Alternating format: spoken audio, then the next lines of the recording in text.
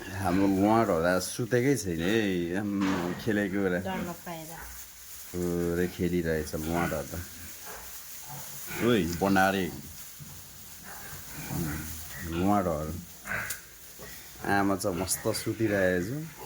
यिनीहरू चाहिँ पुरै भित्र बाहिर छरपष्ट भएर खेलिरहेको रहेछ लुवाड गाजिएर